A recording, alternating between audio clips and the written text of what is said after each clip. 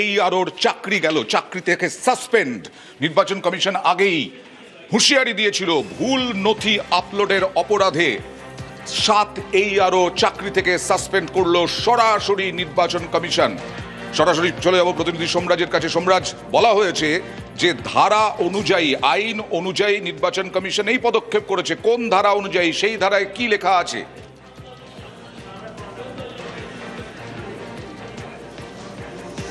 দেখো, নির্বাচন কমিশন যে ধারার কথা উল্লেখ করছে সেই ধারাতে স্পষ্ট লেখা আছে যে জাতীয় নির্বাচন কমিশন চাইলে কমিশনের ডেপুটেশনে থাকা যে কোনো সরকারি আধিকারিকদের বিরুদ্ধে সরাসরি সাসপেন্ড করতে পারে।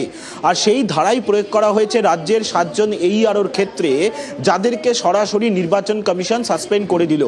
গতকাল রাতের যে নির্দেশ মুখ্য সচিবকে পাঠানো হয়েছে, সেই নির্দেশকে আরও স্পষ্ট করে জানালো রাজ্যের মুখ্য নির্বাচনী আধিকারিকের দপ্তর। রাজ্যের মুখ্য নির্বাচনী আধিকারিকের দপ্তর স্পষ্ট করলো যে জাতীয় নির্বাচন কমিশনই সরাসরি এই 7 জন এইআরওকে চাকরি থেকে সাসপেন্ড করেছে। অর্থাৎ তারা আগামী মাস থেকে 50% বেতন পাবে এবং সাসপেন্ড করার জন্য তারা এই পদে, অর্থাৎ রাজ্য সরকারেরও যে পদে তারা চাকরি করছিলেন সেই পদে আপাতত তারা চাকরি করতে পারবেন না, অর্থাৎ অফিসে গিয়ে সেই পদে থাকতে পারবেন না। তাদের বদলে অন্য কোনো কর্মীকে বা অন্য কোনো আধিকারিককে সেই কাজ করতে হবে। কারা করবেন সেটা নবান্ন সিদ্ধান্ত নেবে।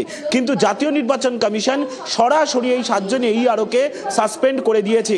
তবে বিভাগীয় তদন্তও শুরু করতে হবে রাজ্যের মুখ্য সচিবকে, এবং বিভাগীয় তদন্ত দ্রুত শুরু করার কথা বলে দেওয়া হয়েছে। অর্থাৎ এই যে 7 জন এইআরও যারা ভুল নথি আপলোড করেছে এসআইআর এর কাজে, যাদের বারবার সতর্ক করেছিল সংশ্লিষ্ট মাইক্রো অবজারভার থেকে শুরু করে রোল অবজারভাররা, কিন্তু সতর্ক করার পরেও দেখা গেল যে এই 7 জন এইআরও তারা ক্ষমতার অপব্যবহার করে ভুল নথি আপলোড করেছে, যা জাতীয় নির্বাচন কমিশনের সফটওয়্যারে দেখা গেছে। এবং সেই কারণেই জাতীয় নির্বাচন কমিশন এই 7 জন এইআরওকে সরাসরি সাসপেন্ড করেছে। মুখ্য নির্বাচনী আধিকারিক মনোজ কুমার আগরওয়াল কি বললেন একবার দেখাবো, তারপরে তোমার কাছে আসবো আবার। আমাদের একটাই বার্তা আছে, অ্যাজ পার রুল রেগুলেশন কাজ করতে হবে। কারো যে পাওয়ার আছে লাগা ঝাড়া নেই। প্রত্যেক জায়গায় যেটা আছে রুল রেগুলেশন আছে, নোটিফিকেশন আছে, ল আছে, সব ফলোই করতে কাজ করতে হবে। এইআরও দের বি সুপ্রিম কোর্ট অর্ডার আছে, ওটা নিয়ে এইআরওকে সব কেস ডিসাইড করতে হবে। যখন কাজ করছেন একদম নিউট্রালি কাজ করতে হবে, বেসড অন ডকুমেন্টস কাজ করতে হবে।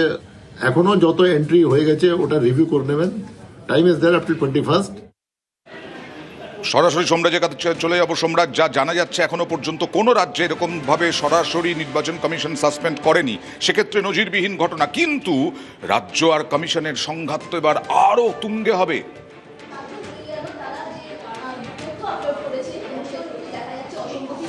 একদমই। দেখো, জাতীয় নির্বাচন কমিশনকে সরাসরি সাসপেন্ড করতে কেন হলো, তার কারণ এক্ষেত্রে দেখা গেছে সাম্প্রতিক সময় এমন কিছু নির্দেশ রাজ্যের মুখ্য সচিবকে পাঠানো হয়েছে যেই নির্দেশকে সরাসরিভাবে কার্যকর করেনি রাজ্য সরকার।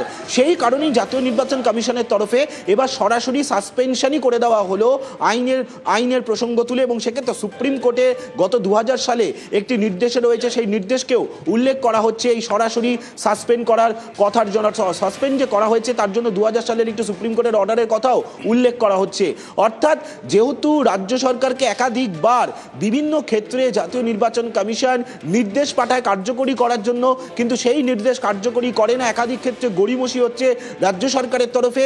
সেই কারণেই জাতীয় নির্বাচন কমিশন সরাসরি সাসপেন্ড করে দিল এই 7 জন এইআরওকে। এবং তোমাকে জানিয়ে রাখি, জাতীয় নির্বাচন কমিশনের যে আইন, সেখানে বলা হচ্ছে যে যেহেতু কমিশনের ডেপুটেশনে তারা রয়েছে এবং কমিশনের হাতে আইনি ক্ষমতা রয়েছে সরাসরি সাসপেন্ড করা, সেই কারণেই সরাসরি সাসপেন্ড করা হয়েছে। এ রাজ্যেই প্রথম যেখানে জাতীয় নির্বাচন কমিশন সরাসরি সাসপেন্ড করার নির্দেশিকা দেওয়া হলো। অর্থাৎ আগামীকাল থেকে তারা এই পদে, রাজ্য সরকারেরও যে পদে তারা কাজ করছিলেন সেই পদে তারা আর কাজ করতে পারবেন না, তাদের জায়গায় অন্য আধিকারিকদের নিয়োগ করতে হবে। এই নিয়ে রাজ্য এবং কমিশন আরো সংঘাত বাড়বে নিঃসন্দেহে। ইতিমধ্যেই রাজনৈতিক তরজা তুঙ্গে। তা ভাগ্য ভালো যে এখন সাসপেন্ড করছে। যখনই মডেল কোড অফ কন্ডাক্ট লাগু হয়ে যাবে তখন যদি নির্বাচন কমিশন সাসপেন্ড করে, নিয়মটা পড়ে নিতে বলবেন। ওই সাসপেনশন রাজ্য সরকার ওঠাতে পারে না, নির্বাচন কমিশনই সেই সাসপেনশন ওঠাতে পারে। যারা ভাবছেন, আশায় আছেন যে মমতা ব্যানার্জি ক্ষমতায় ফিরে এসে সাসপেনশন তুলে নেবেন, তাদের কিন্তু সেই সময় বিপদ আছে। মমতা তো ফিরবেও না, উঠবেও না, সেটা আলাদা বিষয়। আমি তর্কের খাতিরে যদি ধরে নি ফিরে বসে, তাও সাসপেনশন উঠবে না। নির্বাচন কমিশন এখতিয়ারের বাইরে গিয়ে কাজ করছেন।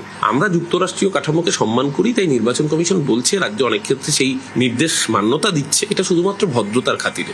বরং উল্টে নির্বাচন কমিশনের নিজের আধিকারিকদের সাসপেন্ড করা উচিত, যে জীবিত মানুষকে মৃত দেখানোর জন্য যে অসভ্যতা বাংলার তথা দেশের মানুষের সাথে হয়েছে, তার জন্য নির্বাচন কমিশন সবার আগে উচিত এই রাজ্যের সিইও কে, মনোজ আগরওয়ালকে আর জ্ঞানেশ কুমারকে সাসপেন্ড করা।